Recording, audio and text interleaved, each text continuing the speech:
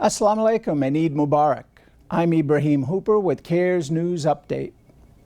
This week, CAIR's Minnesota chapter was named a nonprofit to know by Minnesota Philanthropy Partners, which released a video highlighting that chapter's civil rights work. We function on a very basic premise, and that is that everyone deserves to be treated with respect and dignity. So we're really out there to, help educate people on who Muslims are and, what Islam really is, and also help define our own community. Oftentimes, when an international act of terrorism happens, we all are blamed for it as the Muslim community, and that's extremely unfair because we are, American Muslims. This is our home, and so we really make an effort to define ourselves as a community and really show people who we are as American Muslims.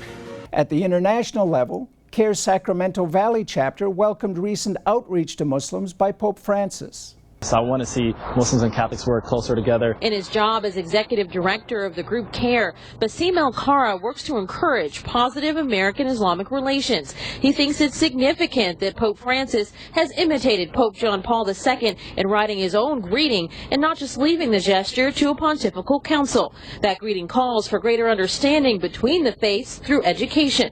For example, did you know this? The largest chapters in the Quran have to do with Mary and Jesus. Jesus is mentioned more times in the Quran than Muhammad. El-Kara says lessons about the great respect Islam has for Christianity can open doors and hearts, even in the face of extremism. And I think if you open a new page of tolerance, it's sideline the extremists and the radicals, who unfortunately are not following the religion, don't understand the religion.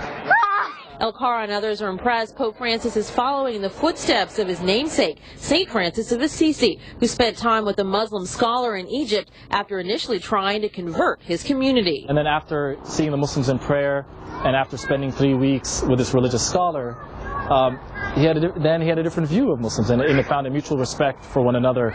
And CAIR representatives urged action to deal with alleged terror threats targeting American interests. Nearly 24 U.S. embassies and consulates shut down Sunday, from Northern Africa to Bangladesh. The State Department now says 19 of them will remain closed through next Saturday. I think it's important that, as we say, if it is a real plot, to track down the perpetrators and eliminate the threat, because otherwise you can't close embassies permanently.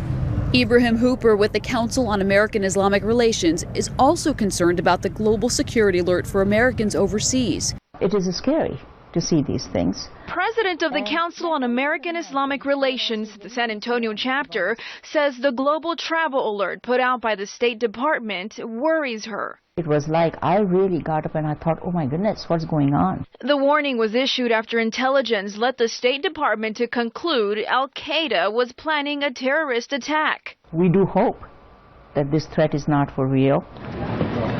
Sarwat Hussain says the U.S. would not warn travelers unnecessarily. It is better to be safe than sorry. What happened at Benghazi, we don't want that to be repeated again. In Florida, the father of an American Muslim shot by the FBI met with CAIR to discuss the investigation of his son's death. The list of those calling for someone other than the FBI to have a look at this, or at least for the FBI to explain something, anything, publicly about what happened here.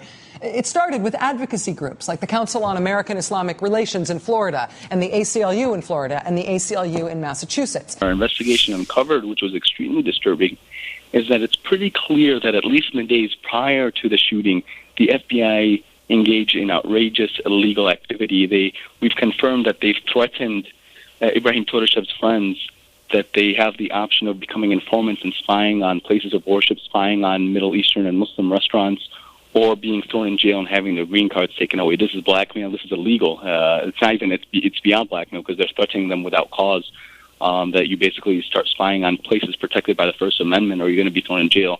This is illegal, it's un-American, and it's outrageous, frankly. Also this week, CAIR distributed a sample media advisory for Eid to be used by local communities in letting their neighbors know about the holiday. Please support CAIR's important work by going to CAIR.com and donating whatever you can during Eid. To receive CAIR updates and action alerts, sign up at CAIR.com. To contact CAIR, email info@CAIR.com. Assalamu alaikum, peace to you, and Eid Mubarak.